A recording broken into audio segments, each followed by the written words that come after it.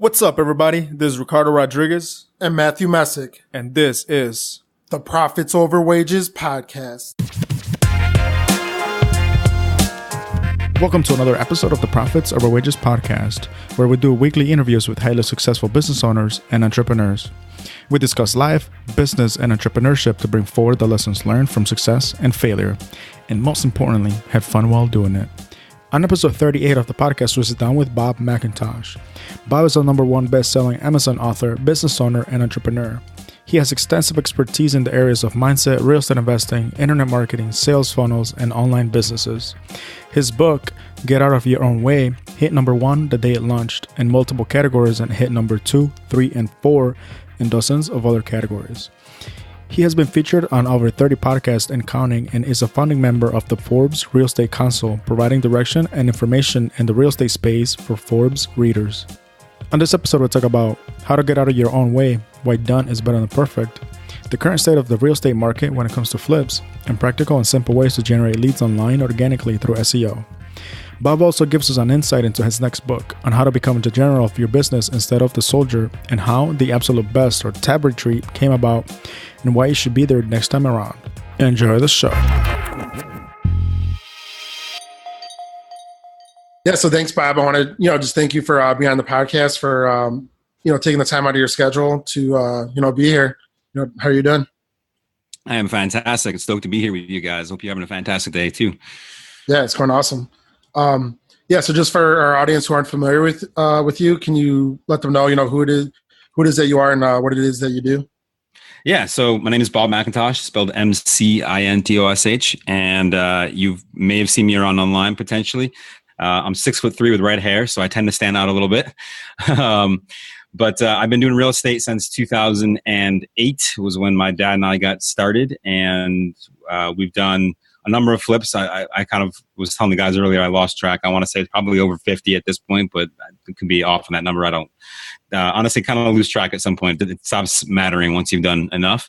Also have a #1 best-selling book for entrepreneurs, and do a lot of internet marketing, and one of the co-founders of a real estate mastermind called Tab Retreat that takes place in places all over, in Cancun and Jamaica and a few other things, but I always got myself busy with things like that. So excited to be here and share my knowledge, especially in whatever I can bring from a social media marketing or internet marketing standpoint.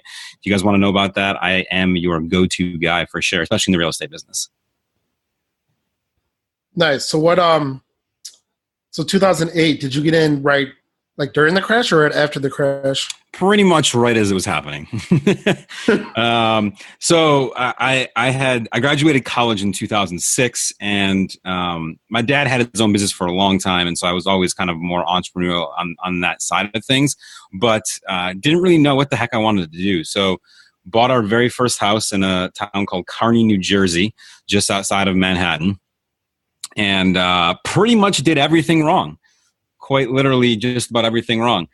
We lost $40,000 on that house, which was, we bought it at the wrong price, at the wrong time, had the wrong contractor. You got the wrong contractor. This is like my favorite story about this. When we installed new doors throughout the house, and on every single door, he had brass handles or brass knobs on one side and brush nickel handles on the other side, and tried to tell me that's what he bought at Home Depot. He bought them that way. And I was like, what? So that's what I was dealing with was people of that caliber, and just literally made every possible mistake you can make, and combine that with bad market timing and not knowing your numbers very well led us to lose pretty badly. But the big thing I'll say is I didn't, even though we lost badly, I could have sat there and said, you know what, real estate doesn't work. Screw this. I'm out, figure out. And by the way, I was like a college kid. So when I say we lost $40,000, I didn't really lose $40,000. My parents lost $40,000 because they're the ones that put up all the money for this. But we said, hey, no, we got to figure this out. We got to do something better, something different. People are obviously making this work. How do we make this work for ourselves? And kind of figured it out, plugged in the right education, figured out our mistakes, and went from there. How did you end up partnering up with your parents? Because it's usually you partner up with a friend or somebody that you meet at a networking event or somebody, but... Yeah. So my dad had his own business for a long time, long time, from the time he was in college, and he sold it in 2003. And he he had done very well. I mean, his business when he sold it was doing, I don't want to forget exactly, but somewhere 15, 16 million a year, something like that. And so, this is not just a little, that's cute, right? Like this is his business had, I don't know, 50 employees, something like that. So I knew he knew business, and obviously at that time, so he had sold a few years earlier his business, and I think he was just bored, honestly. I never actually asked him what happened, but just if you just kind of look like most of us who are entrepreneurs, right? Like if we just sat there with nothing to do because we finally cashed out from what we've been hustling for 20 plus years to do, you can't just retire. Exactly. Just kind of like, okay. And he had kind of gone through a few other things, whatever. And so I was like, yo, I'm going to do this real estate thing. And he was like, oh, all right, whatever. And then he came down to visit the house one time, and he's like, saw what was happening. He's like, yo, like he kind of just got into it. And that was that. We just I was like, well, let's do this together. And so we went that direction, and yeah, that was why. Wait, so how does it happen with, I feel like a lot of people lose a lot of money, or at least some, on their first deal. And then I feel like a vast majority of them are like, wow, real estate sucks, I'm never doing this again. They walk away. Like, how did that, since you lost your parents lost their money on that, how did you go from like the next deal where they're like, oh yeah, let's jump right back in and do another one? Like, what was that transition like? It was more about making them whole again for me than anything else, right? I was sitting there saying, okay, you got $40,000, and I had a good job, right? So I graduated college, and I had a good job. Actually, I was living in Chicago for a year, and for that job. And I said, okay, I'm making, I don't know, at that point I was making 70,000 a year, 80,000 a year as a 20-something-year-old kid, early 20s. That's pretty good. But I was like, if I have to pay them back 40,000, like it's going to take me a decade to save that much money up and pay them back. So I was like, I got to be able to make money faster. How do we do this, right? And so it was just about figuring out. And actually, I was listening to an audio CD, because this is. I mean, shoot, this is back when 2008, the iPhone's barely even a thing at this point in time, which is crazy to think about.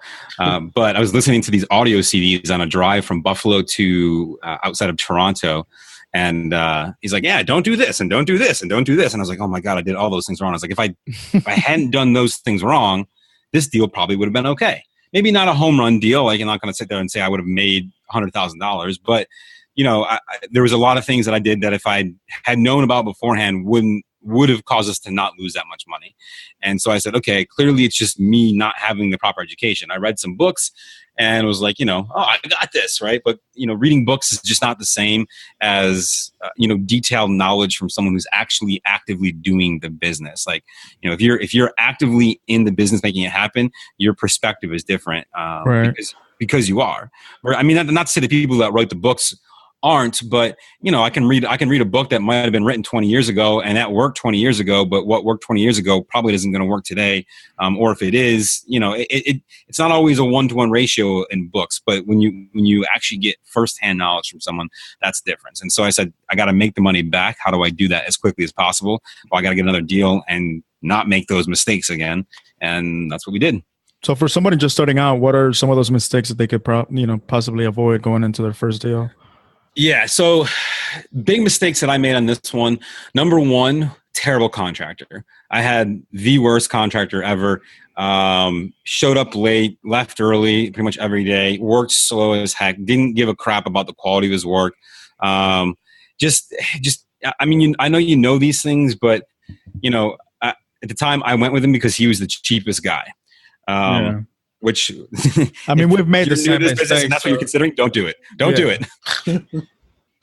And so I got what I paid for, and that was part of the problem, right? That was number one. Number two was not knowing my numbers. So I trusted a real estate agent who was really just out in it for himself. His numbers were. I look back now and say, yeah, like this guy was smoking crack with the numbers that he thought we'd be able to get and all that, especially in a market that we knew was going down, right? This is. We bought this house. It's already heading downhill. It's not like we were still heading up. And I was like, oh, and then all of a sudden it turned around while we were doing no, we were already going down and we didn't really account for that. So that was not knowing your numbers was number two. And then number three was honestly being greedy.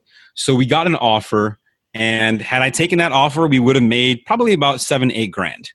But I didn't, because it was really, really low and it was early on. But again, I didn't count on the market. I didn't understand how fast the market was going to be coming down at that time. And so we sat on the house for almost another, I think, 13 or 14 months trying to sell it. And so every single month I'm like, I'm more and more, I'm like, I need to get this price. I need to get this price because I wanted to make that money. Versus had I just taken the initial offer, which we, rejected. And part of that was because it didn't appraise out, which is that was a whole other mess. I didn't need the appraiser there, talk to him or anything like that. He left off 500 square feet of the house. So the bank chopped off a chunk of the sale price because they're like, well, and unfortunately, like other things too. I mean, there's like a million things, but those are probably the big issues. Just not knowing your numbers, bad contractor, and being too greedy, and instead of just saying, let's just get this thing done and put it to bed. Yeah, because one of the things that we always preach is for people to get educated. For like most people are like, why would I pay 10 grand for somebody to teach me all these things when I can just look them up online? I'm like, no, like just you going on bigger pockets, it's not gonna do everything or teach you everything that you need. And whereas if you buy a course, like the guy that made the course already fucked up on all the things that you're most likely gonna screw on. Yep. Just pay the whatever. I mean, that's right. Had I bought a course for even 25 grand, and ended up even breaking even on the deal because of the course, I still would have saved 15 grand. Right. Yeah. Right. Instead, I had to buy a course for 25 grand plus the loss of 40. So, it depends on how you look at it. Yeah, education is expensive, but ignorance is, probably twice as expensive. Oh, easily. But let's talk about, because you say you're over 50 now, right? Something like that. And is that like your career or like? Yeah, in the last decade, we got a very slow start. I still had my full-time job. I was working 60 to 70 hours a week, plus traveling 10 to 20 on top of that. So that made it harder to get going. Plus, of course, my old job, I was making good money. So there was kind of that comfort factor, which in retro, in hindsight, had I quit my job and just gone and figured it out, I probably would have been much better off. I'd be way further than I am today, honestly. But there's a factor. I had at the time I was married, I had a wife, and was like, oh man, like it's not just me I have to think about. If it's just me, like, fuck it, whatever. I can survive on mac and cheese and ramen for a while if I have to. But when you got other people that you got to think about, that can make things more complicated. But yeah, nonetheless, just jump in full force. But yeah, we've done about 50 deals, and the last few years we've scaled up a lot. Actually, but we're changing our model. So we have I think 5 rehabs that we're doing right now, and those are the last 5 we're going to do for the foreseeable future until the market comes back down. My personal gut take is that we've reached the peak. A lot of the early indicators of the market coming back down are starting to show themselves. And so we're focusing on buying rentals in preparation for whatever that next downturn is, because cash flow is king, as always. What are some of those indicators for somebody that don't, that you're seeing, and why is it that you're stopping, your acquisitions on the rehab side? So the early indicators, and it depends on who you talk to, right? On a lot of things, but the things that I've seen from the past and talked to people who know a lot more about this than I do. First and foremost, we see interest rates going up. Okay. Maybe not a lot, but a little bit. And when interest rates go up, things slow down. Look at the news the last 2-3 weeks. New mortgage applications are down. I saw one thing that said they're down 40% from 2 weeks ago, or whatever, right? That should be a huge indicator right there. When rates go up, people stop applying for mortgages. When that happens, everything starts to slow down. Number 2 is usually the high-end market, and whatever that is for your city. So here in Buffalo, New York, where we do all of our deals, the high-end market's going to be your 350,000 plus houses, because it's Buffalo, we're cheap. Chicago, you might be talking about your $1 million houses. I don't know the Chicago market well enough to know what, but yeah, the one market that was not to interrupt you, but the one market that we've seen slow down here in Chicago is like the 1.4, 1.5, which is like the much, the higher end. Yeah, the high end stuff, right? Because so look, the way economies work is that the people who have money, the rich people who can afford those high end houses, they're always the one making the moves, right? So they're going, you know what? Either one, I don't want to buy now because it's a terrible time to buy, because they're smart enough to realize it's a terrible time to buy, even though everyone's buying. Right. Number 2, they're the ones saying, either they've already pulled the trigger and they're good for right now, or they're saying they're the ones that, again, are smart, saying, hold on a second. I don't know if I want to buy a high-end house right now with the market potentially coming back down. That may not be the smartest choice long-term for me and my wealth. And so one of those early indicators is the high-end market in your city starting to slow down in sales. Now, here in Buffalo, in most cities, it's not that they're not selling. Let's make that clear. Houses are still selling. It just, instead of the high-end market selling like that, it might take a couple weeks or a couple months depending on what you got going on, right? And so that's one of those things there. And then the third thing is just understanding economic cycles. So if you look at the past of recorded history of our economy, for every it's either 8 or 9 to 13 years of economic growth, we'll have an economic downturn, right? Well, if we look at what's really happened, we started our economic growth in about 2010, roughly, right? So that means we're in about 8 years of growth, which means in the next few years here, we're due for an economic downturn again. Now, factor in a few things like not related to that, but let's just say the student loan bubble and a few other, mortgages right now, not interest rates, home prices. Just look at all those things. We cannot possibly continue to sustain what we've been doing for the last year to 2 years for very much longer before it's going to come back down.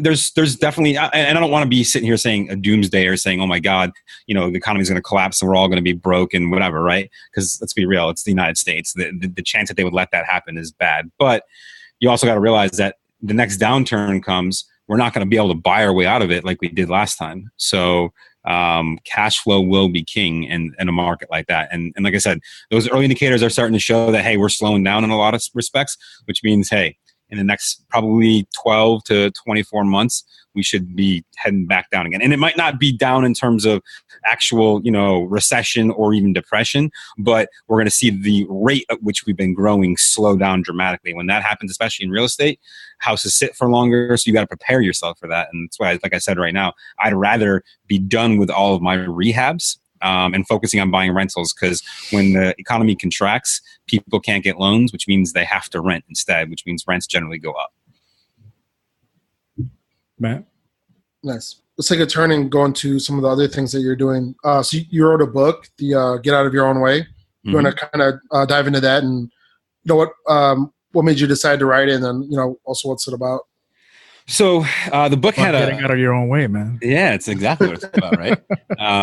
So I am probably the person that is the most guilty of not getting out of my own way, which is part of the reason why I wrote the book. Because when I realized that was a problem for me, that's when I saw a lot of catapulting of our growth in our business, of me personally, and everything that I do.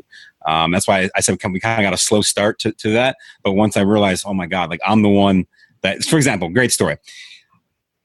I'm a techie, right? I went to a tech school. I used to hack banks for a living legally, right? So I'm about as techie as it gets. But that's a terrible thing as an entrepreneur to be, right? So I'm like, oh yeah, website, I can build that. So I spent like 3.5, 4 months building my website, sent it to one of my mentors, and he's like, this looks like crap. Why did you send it to me? I'm like, oh God, right? And like, but that didn't click in my head until later on that I was like, oh man, I'm the one that's preventing me from doing what I need to do, because I'm spending time on stupid things that I shouldn't be, that if I had simply outsourced would have been done already, done better, and let me focus on what's going to actually move the needle forward in my business, which is getting deals, raising money. So when I started doing that, we started doing a whole lot more deals. How long did it take you to write the book? That's a great question. So I sat down and started writing the very first chapter, which is the shortest chapter. The book's only about 100 pages.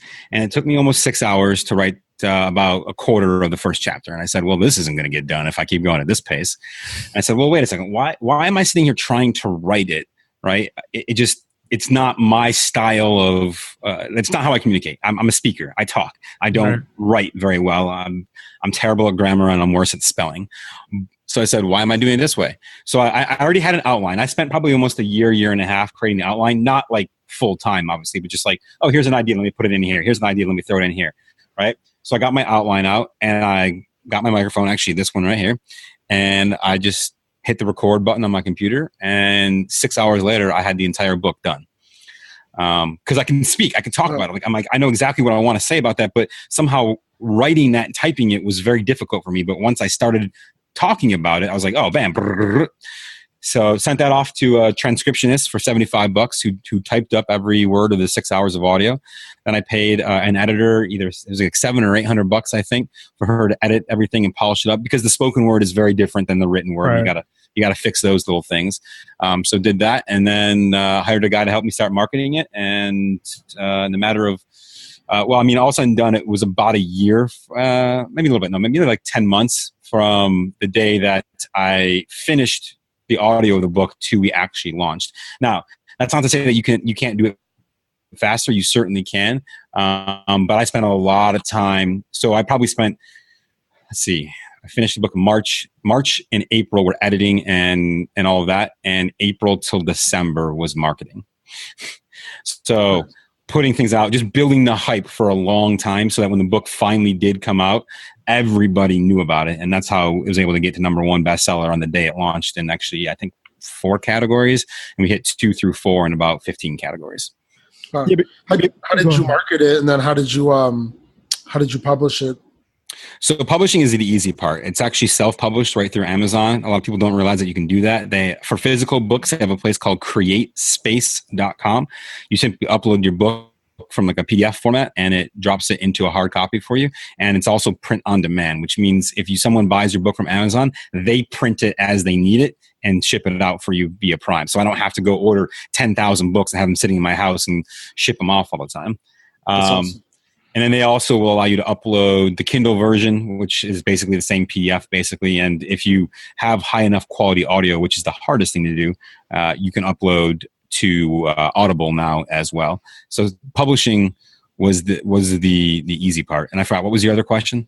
What marketing avenues did you do to market it for those 8 months? Marketing. So marketing actually was it was a learning experience for me. So I hired a guy who helped me with a lot of this, and I'd already had the book title in my head. I knew what it was going to be. That was what it was. And he's like, no, that title's terrible. We're not launching with that title. I was like, fuck you. That's my book. What was it called before? I don't know if I can swear or not. So we don't care. Well, what was the title before? So the title was Done is Better Than Perfect, because that was the phrase that got me to start thinking about getting out of my own way. Right. So he's like, listen, I'll tell you what, we'll do a poll with your audience, your title, and we're gonna generate 3 others. Okay. And whichever one wins the poll is the one we go with. And if it's yours, we'll go with yours. I was like, done, because I knew that mine was going to win. Right. It wasn't even a question. So we put out the poll. I had almost 200 people vote on the poll. My title did fantastic with 4 votes. You just asked on Facebook, or? Yeah, I just put out on Facebook, Twitter, LinkedIn, all the social channels, which I've been building for a long time. So that was like one thing, right? So the title that we ended up with was the one that won. Almost 150 votes out of 200 people voted for that title. Now, here's the cool part about that. Number 1, now you know they like the title because they voted for it. Number 2, when the book finally comes out, they feel like they had a say in the creation of the book, right, which makes them more likely to want to buy it because they're like, oh yeah, like I voted for that title too, right?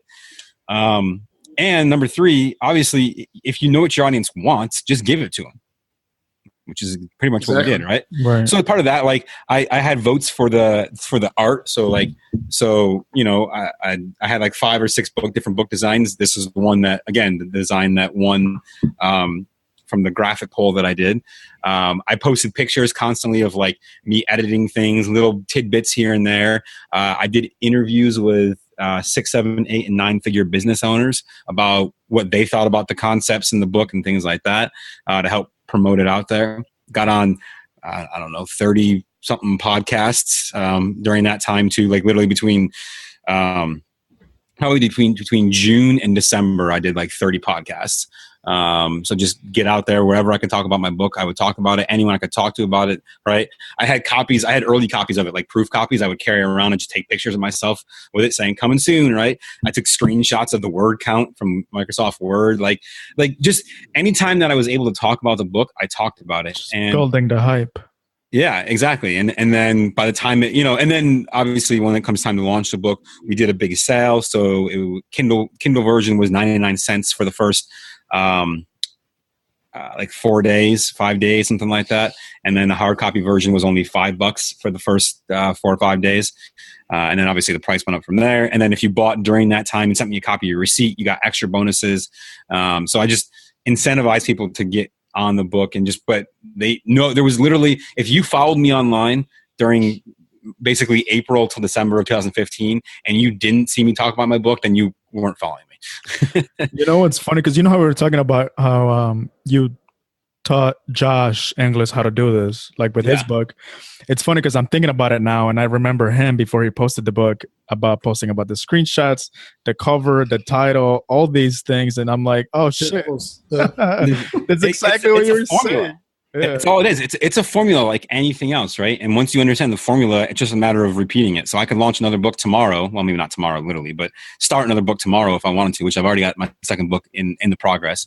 But it's just simply a formula. And once you understand the formula, it's just a matter of applying that over and over and over again. And the cool thing is, like, if you're listening to this and you've ever thought about writing a book, or you've got a lot of knowledge in whatever it is, right? Like, my book's not specifically geared towards real estate, even though all my experience and all my businesses have been in or around real estate. If you don't publish that book, then I would say you're a bad person. Because that means you're holding that knowledge for yourself and not sharing it with the world. And listen, even if just one person ever buys your book and that one person was impacted positively because you wrote it, then it's worth it. Now, what I will say is, don't expect to write a book and make a lot of money from the book sales. It's not going to happen, right? I might be break even for how much money I spent on getting the book going, not including my time, just actual dollars out for book sales. But the book sales launched a whole other thing, right? I did coaching. I booked like 12 grand of coaching clients within a month of the book launch. It's got me on a number of podcasts because of it. I was invited to be the commencement speaker for my high school graduation a couple years ago. It's opened a lot of doors that not having it wouldn't have. So it's not always about the money. It's about the credibility having the book brings. And it's about, at the end of the day, building that for what you want. The funny thing is, that was my next question. What avenues did writing a book open up for you? Because I was talking about the same subject with somebody else the other day at a networking event. And we were saying that, like, writing a book is almost like the new business card, like the new introduction to like a whole world of just new people and new things. And like you said, speaking engagements, coaching. I mean, it opens up so many different things just from putting a book out there. Absolutely. Yeah. I mean, listen, it's a factor of credibility. Having a book gives you more credibility. And there has never been an instance in history that I know of that having more credibility was a bad thing. Yeah. Right. I mean, let's be real. Like, when has anyone ever said, "Oh, you got too much credibility"? That's a bad thing, buddy. I don't like that. Right? Like that doesn't happen. Like, right. Now, for your next book, what are you thinking about doing? Like, do you want to give out the concept or? Yeah. So the high level concept, and it's hopefully, well, it'll be a little while before it's done, mostly because I need to see how it plays out. Either way, it'll make for a good book, I think. But the high level concept is really, how do you become the general of your business rather than the soldier? And I've done a pretty good job in the last year or so of getting myself out of being the person doing everything. And that's not to say that I don't do anything, right? There's still plenty that I do in that role. But I started saying, how do I take a bigger picture approach to everything I'm doing? How do I plug in the right people, let them run with it, and find and identify the right people to say, hey? And that's really how like Tab came about, right? I saw Terry post this crazy idea and I was like, yo, that's awesome. Let's do it. And I like jumped in. I was like, how can I help? What do you need? Like, what resources? I have ideas. Let's right. And it just kind of spawned, like, it started out from a way for us to get free vacation into something so much more, but it's just about that, right? So how do you start to become the general instead of the soldier? And there's a lot that goes into thinking differently, structuring how you're doing things. But there's also a lot that I'll talk about in the book that is tactical. So here's a specific situation, and probably share a lot through stories that I did this or this or this and why it did or didn't work and what you should consider from that and what you can take away from that. So be a little bit longer to see. Well, like I said, either number one, it'll work out great and, I'll be setting myself up fantastic for the future and I'll be able to talk about it and say, look at how awesome this is, or it'll fail miserably and I'll be like, this is exactly why you don't do what I just did. Either way, it'll make for a great book. So reminds me of the E-Myth. Yeah. Not because I bring up this book on the podcast. I think I brought it up maybe like 6-7 times over the last 30. It's a fantastic book. And I bring it up because it changed the way that I look at business. I'm the same way that you are. I know how to build websites. I know how to do graphic design. My hobby has been photography since I was like 12 years old. I know how to do videos, edit. I know how to do all these things, but it's like I need to most of the time I like to and want to step back from it because it doesn't serve purpose in the business and it's just going to slow things down. Kind of like you were saying, it's like just let somebody else handle those things while you focus on like the bigger picture, things that are actually make impact on your business. But yeah, he still does all those things though. I still do a lot of those things just because we're all there at some point, right? But I think the idea is at least if you can recognize it. But I think the problem for a lot of folks is that they'll sit here and they'll listen to it and they'll say that's a fantastic idea, but they don't know where to start. They don't even know how to begin that process. And so I think what I want that book to be at, and again, it's just really just an idea at this point in time. I'm keeping notes and tracking things that I'm doing, but I want to be able to say, here is tactical advice on how you can begin that process. Because I think for most people, they don't even know where to start, right? Like, again, it's a great idea. It's a neat concept, but how? And if you don't have the direction on how, it doesn't really matter how good the advice is. It's not going to be implemented. So you said you're also big into SEO and internet marketing. How did you get into that? And what's like some great advice that you can share for people to utilize that for their own businesses? Yeah. So we generate about 35% of our leads through online marketing. So whether that be SEO blog posts that we got going on, social media, or anything really internet based. And I got into that because I was a techie. I was like, how do I do other cool marketing things? Right. And it was actually funny. I was like, as Facebook was starting to switch over to being more supportive of businesses being on Facebook, because it wasn't for a long time, from 2004 until really 2012, I'd say is really where that started. If Facebook was almost anti-business. And then they started realizing, hey, there might be an opportunity here. Oh, maybe we can make some money, some things like that. And that really changed their gears and direction. And I was actually a big proponent of not going that direction because I was like, oh man, like I don't want businesses on my Facebook feed. I want to see crap from my friends. And so, but then it just kind of started happening and Facebook was supporting it. And next thing you know, it's like, oh my God, like this actually works really well for business, like stupid well. Right. And I was like, okay, so let's double down on this. It's obviously working. Let's understand more. Right. And then, I started seeing the power of what you could do online and where things were heading. And I just was like, okay, I got to learn as much as I can about this whole internet thing. Because one, it fascinated me. And number two, I was like, hey, if I can get more leads for our business, why the heck wouldn't I? And so just more of a, we all have the things that we like doing, that we enjoy doing, that we find pleasure in. And this was one of those ones which has been learning and understanding how to do it. And I guess I don't know if I'm just good at it or I just put more time in than most, but I see the opportunity in internet marketing and I tackle everything I can. Like I was one of the first people to start doing Facebook Lives. Like literally the day I literally woke up every morning hitting update on my phone, trying because only some people had Facebook Live when it first came out. Not everyone had it. And I was like, update, did I get it today? No. Nope. And my very first live was the commencement speech that I gave for my high school. That morning, it opened up for me, and I was like, "Yes, I can go live from the commencement speech. This is awesome!" Awesome. And I don't even know. I've done a couple hundred since then. So, what are some practical first steps that somebody, if you already have say like a fix and flipping business going, you want to get leads? Like, what's the first steps that you take to try to get online presence to get those leads coming in? Yeah. So first things first, I want to make sure everyone understands the difference between social networks and when we talk about internet marketing, right? And this is all forms of internet marketing. There's two kinds of internet marketing. There's query-based and demographic-based. Query-based marketing means Google, right? I do things for Google to get ranked so that when people search, they do a query, they find me. The other side is demographic-based, which means Facebook, Twitter, LinkedIn, Instagram, Snapchat, all of those. Those are all demographic-based. People don't go to Facebook saying, oh, you know what? I need to sell my house quickly. Let me go find someone who does that, right? People don't go to Facebook with their credit card out going, hey, you need something? I'm going to Facebook real quick. You want something? It just doesn't work that way on there. But Google, they do. So you got to understand that's the difference. And that's the first thing that I think most people get wrong is that they try to apply the query-based logic for internet marketing to Facebook, and it's never going to work. And what does that mean? So that means sellers on Facebook are terrible because there's no universal demographic of a motivated seller. It just doesn't exist. Right? I could be a seller. You could be a seller. The old lady next door could be a seller. The young guy across the street could be a seller.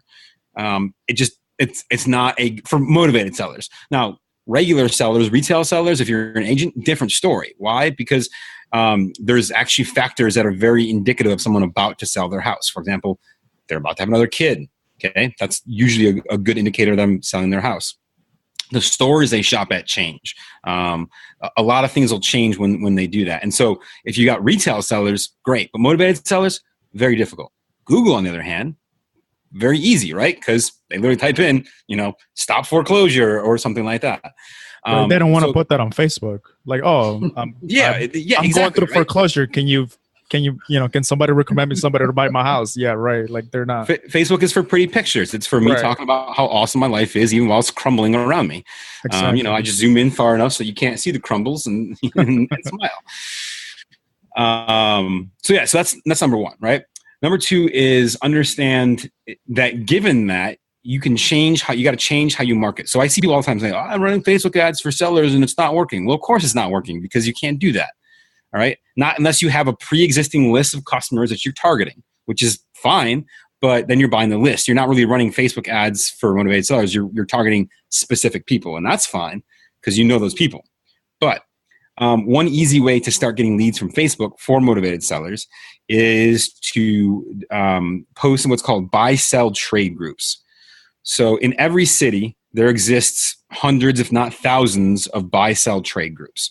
In Buffalo, for example, I'm a part of over 100, which means if you're in an area bigger than Buffalo, there's probably more than that.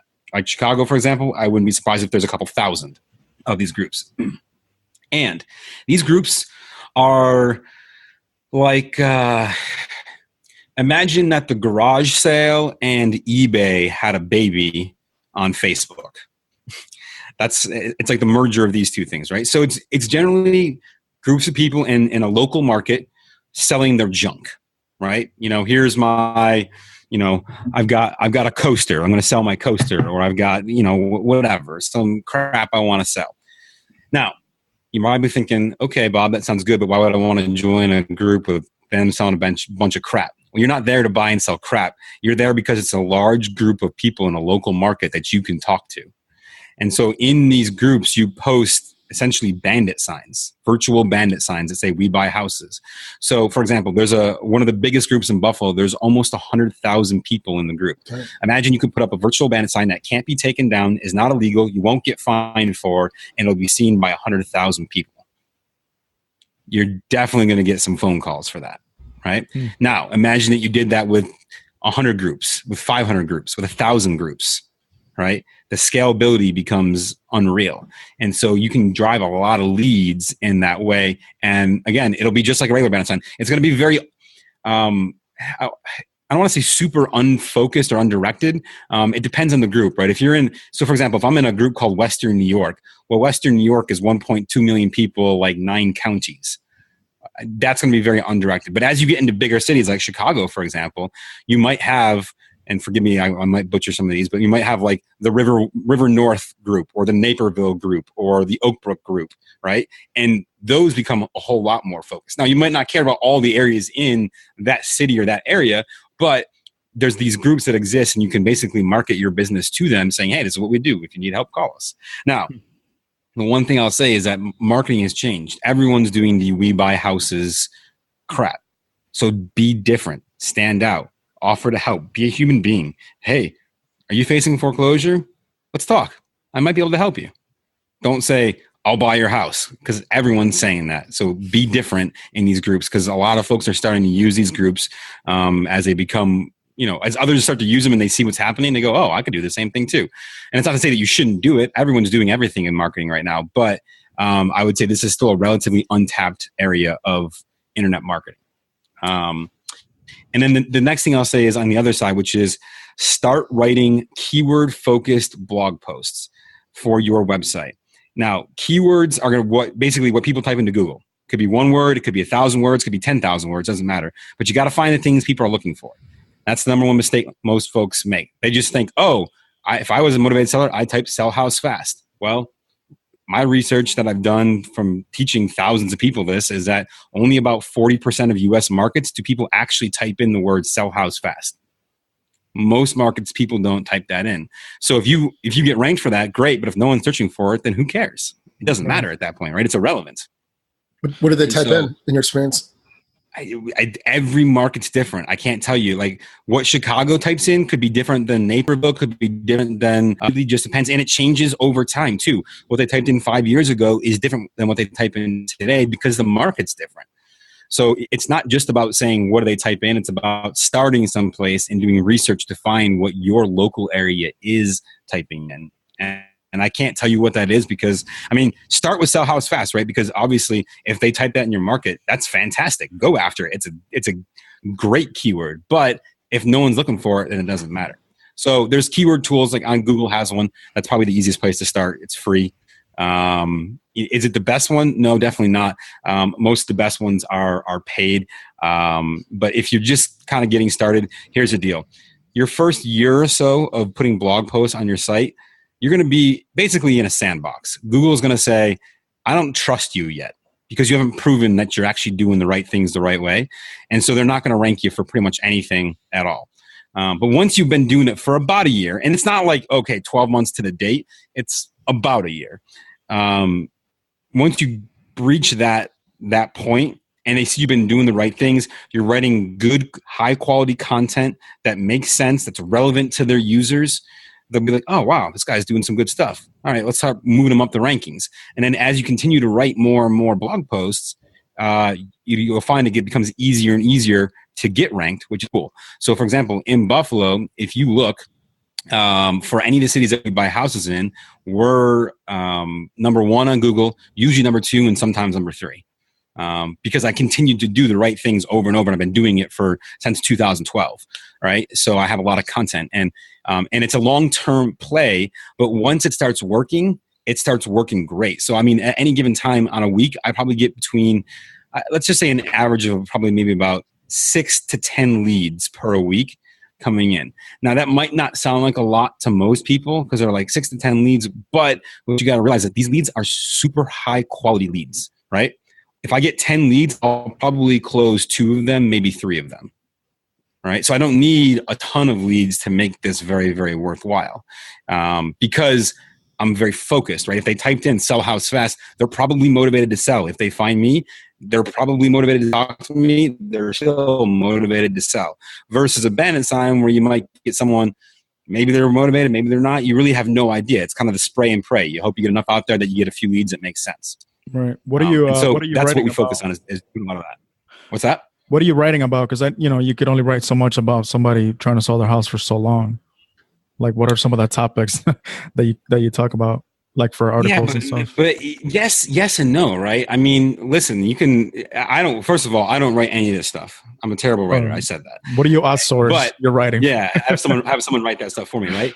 And you'll be amazed. People can write something about the same. I can give them one keyword. For example, sell house fast, Lockport, NY, which is one of the towns that we buy houses in. And I can send that off to 15 different people, and those 15 people can write 5 unique blog posts each on the same keyword, all completely different from each other. Now, what do I have them focus on? It depends on what the keyword is, right? If it's a motivated seller keyword, I'm going to talk about building a relationship with them and saying, hey, we're here to help you through this time.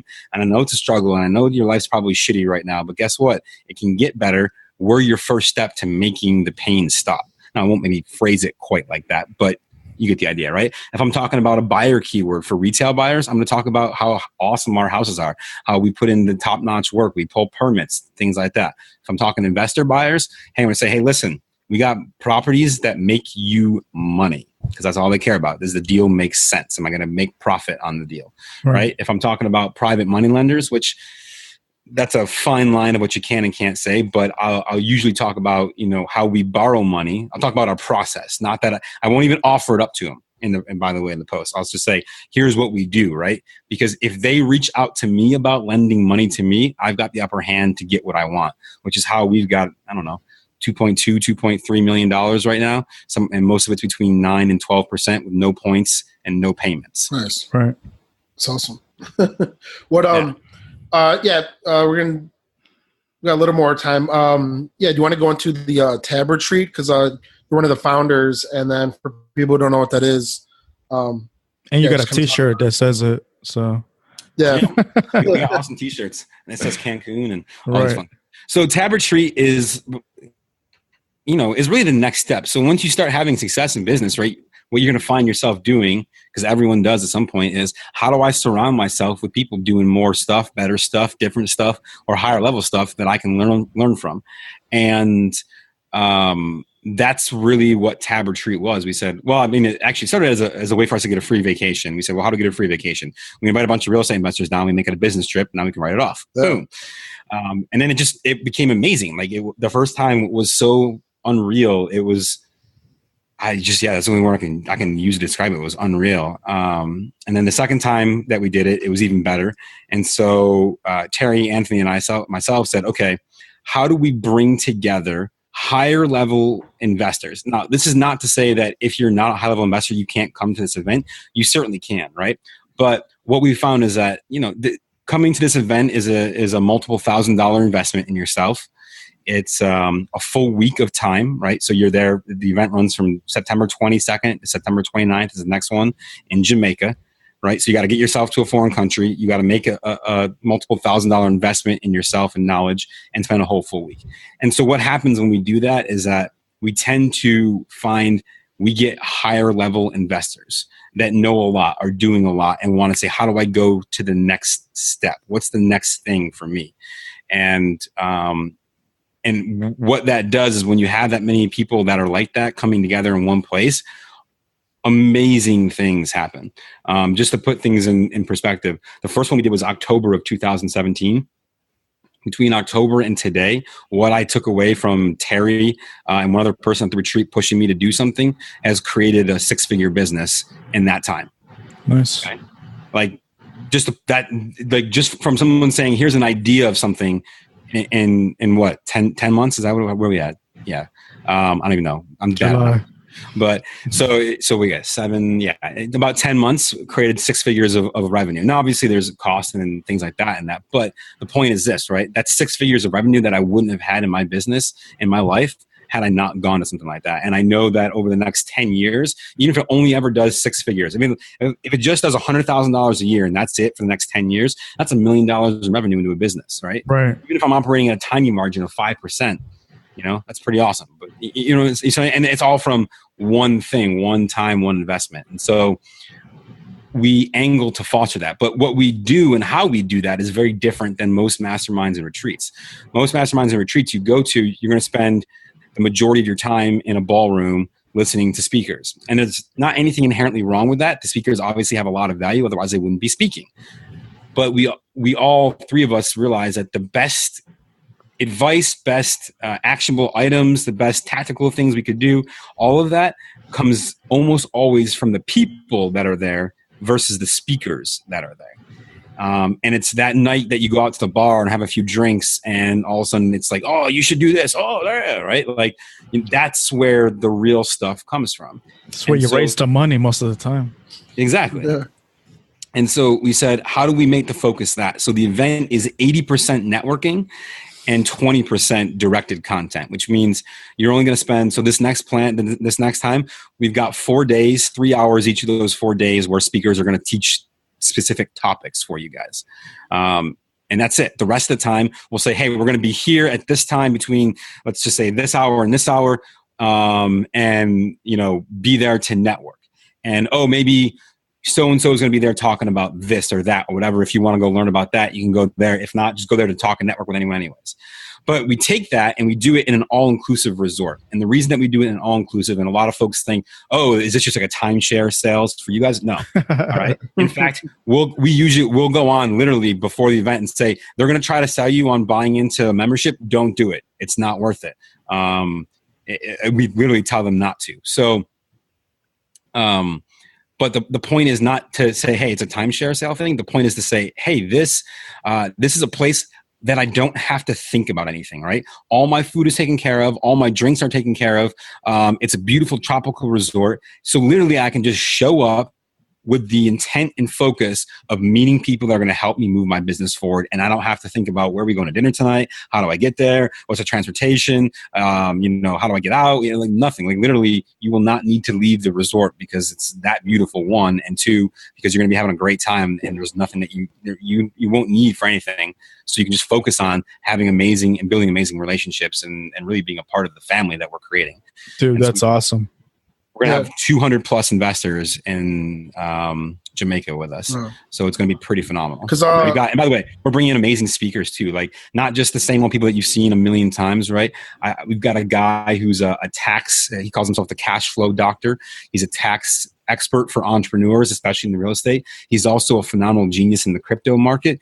He actually helped facilitate it was like $100 million buy of crypto just a few months ago, right? Nice. We've got another person that's coming in that knows a lot about the crypto market. If you want to learn in that angle, we've got people talking about, people doing 100 plus deals at any given time, not a year, like once. Right now, they have over 100 deals currently under operation, right? So like we're bringing in people that are going to help you next level your game for sure. And if nothing else, like literally, if you learn absolutely nothing, you get nothing out of any of the people, you don't meet anyone awesome, worst case scenario, you had an awesome week in Jamaica. Can't complain. That's worst case scenario. Wait, how many times a year do you guys do it? So we're shooting to do it twice a year. Almost always it's going to be in some place foreign. One, because it's all inclusive, and two, because it's awesome. It's an awesome place. We've talked about doing some in the United States here, probably in 2019, more than likely. Because you guys were in Cancun last, right? Yeah, we did the first two in Cancun at a place called the Moon Palace, which is an unreal resort. Like, it's nuts. Over 30 pools, like almost 40 restaurants. It takes 15 minutes in a golf cart to go from one side to the other at that place. Like, That's how big it is. The next one we're doing is in Jamaica, also at a Moon Palace, but much, much smaller. Much smaller, which is actually going to be interesting because we have a larger group, smaller resort. So it's going to really create more intimacy. We're going to be, I think, the largest group at the hotel the entire time we're there. So it's going to be pretty awesome. Nice. And I'll go ahead. No, I was going to ask the same question, so just go. Oh, no, yeah. So for our listeners who are interested in maybe going to that, where do they go to, buy tickets or get some more details? Yeah. So the two best places is first Tab Retreat. So tabretreat.com has all the details, the link to book, everything is there. And the second place that if you're not already, I would go, and this is totally free, even if you don't come to Tab Retreat, is we have a Facebook group called Tab Retreat for Real Estate Investors. If you can't find it, when you go to tabretreat.com, there's a link to the Facebook group right from there to the page. But we've got over 2,000 investors in the group from all over the country, and it's a totally free resource for you to just come and meet some awesome people and chat. Even if you don't end up coming to the retreat, you can still be a part of the group. And by the way, if you're thinking about coming, but you're not sure, maybe you're on the fence and you want to know, pop into the group and just post and say, who went last time and what did you think? And I guarantee you everyone will jump in and tell you how amazing it was.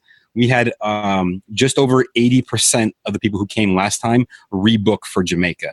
That's awesome. I think that speaks volumes about what we're building. Yeah, it's awesome. I had actually knew a lot of people that went. They kind of told me a little bit before they went, but I didn't really know what it was. And they came back and they had a lot of great things to say. And I was like, damn it. Good. So we'll see you guys there. Should I go? Matt, do you want to go into the question section of the podcast? Yeah, so we got a few 10 or so minutes here. Yeah, so we got a few questions. Brings up some good discussion. What habits helped make you successful? What habits? Yeah. Okay, so habit number one is stop caring what other people think about you. and I don't know if that's a habit necessarily, but I don't let naysayers, haters, whatever, I don't care. That's number one. And then number two is I think having accountability groups. I think as investors or entrepreneurs in general, we all too often get lost in our own world, especially if we have a full-time job and we're doing real estate or whatever it is that you're doing on the side, because you have so much going on. You don't oftentimes have anyone to hold you accountable. When you're at your job, right, you've got a boss, you've got coworkers that are looking at you. Even if you've got a partner, sometimes it's still not the same. I would highly recommend you go out, find yourself 2 to 4 other people, no more than 4, so 5 total people in a group, and have a weekly, if not daily, meeting. 10, 15 minutes is all it needs to be to say, what did you want to accomplish last week? What did you get done? If you didn't get it done, why? And what are you going to do next week? Right. So let's say you can do it weekly. And the important thing about that is that you have to be steadfast in holding everyone accountable. In other words, when they don't get shit done, you call them out. Don't be like, oh, it's okay. You can get it. No, the fuck is wrong with you? Get your shit done. Make it happen. If you're on here next week and you're not part of this call anymore because you obviously don't give a shit. You're not taking it seriously. And I've said that to my accountability partners, and usually they're like, oh man. And like all of a sudden you're like, well, I got to get it done. Like, I don't want to piss Bob off. And they should be doing the same to you. That's the only way for it to work. Because even if you think that you can be accountable to yourself, I mean, you're going to rationalize your bad choices always anyway, no matter like how strong your will is. You're always going to be like, yeah, but that happened or that happened. But if it's somebody else, it's like, no. You know the old saying of, I'm not angry, I'm just disappointed. And that always hurts more than it's like, oh. If you had the chance to start over, what would you do differently? If I had the chance to start over, I would, number one, get legitimate education from someone, someplace, somehow. Find someone doing it in my market and just offer to work for them for free for 2 months or whatever. I just get educated as quickly as possible from people actually doing it actively right now. No matter what, I don't care if you're listening to this in 2040, it's 2040 and you're listening to this, which by the way, if you are, fantastic, awesome. You guys, right? But either way, it doesn't matter if it's 2040 or 2018, find people doing it right now and learn from them. Find someone who's done it, just find someone. And number two is plug into the people. Go to every meeting. Make time for the network. The more you get to know people in your local market who are going to help you do what you're doing, the faster and easier your business will grow 100% of the time. And I don't think I attended a RIA meeting for 3 years of my business. And now you can barely keep me away from them. So specifically you, since you did a lot of stuff yourself and then you eventually started outsourcing to everyone because you learned the power of leverage with that, what's your best hiring tip or secret for finding the right people to do those different roles that you're outsourcing? So number one tip is hire for compatibility with you and your culture of your business, not necessarily for skills that you need. We oftentimes say, oh, I need someone that can do this, or this. But if they don't fit your culture, it doesn't matter how skilled they are. They're never going to last in your business ever. And I've had plenty of folks that just didn't work out very well for us because they just didn't fit what we were trying to do. They weren't on the same vision and mission with me. They just didn't see it. So find those people. I like the way Jim Rohn puts it, and I'm going to paraphrase it here a bit, but your business is a bus. You're the driver. You've only got so many seats on your bus. When someone gets on board with your bus, but you don't know what seat they're supposed to sit in, but you just got a good feeling about them being on your bus, find a seat. Just get them on the bus. They'll find a seat if they have to, because those A players, those amazing people, they don't come around very often. And so you never let one go. Even if you can't afford to hire them, they'll figure out how to make their time worth your while so you can. Right? Those people, don't ever let them go. Just find a seat for them on the bus someplace. What was the worst piece of advice that you ever got? Worst piece of advice I ever got. Worst piece of advice I ever got was save money. and you might laugh at that if you're listening to this, but listen, like attracts like. You want to be cheap and scrimp and pinch pennies and do all that. You're going to attract people that are cheap and want to scrimp and do all that to you, right? You want to attract high quality buyers. You want to attract the right people. Put the money out there. Don't Don't save your money, invest it. Put it out there, make that go. This year alone, I'll spend probably over 20 grand on masterminds alone, right? And some people might say, what the heck, Bob? That's like an entire deal. I couldn't do that. Well, if you've got one deal that you're going to do this year, I would encourage you to write a check for 25 grand and join a group, because I guarantee you that if you put up money and you stop trying to scrimp pennies and save money, instead actually just put it out there, you'll get 10 times more back, and you'll have the right people around you that do. I mean, you're going to find people that can afford 25 grand for a mastermind. So it's a whole different type of person. Exactly. Versus our group is free. No, I don't want free.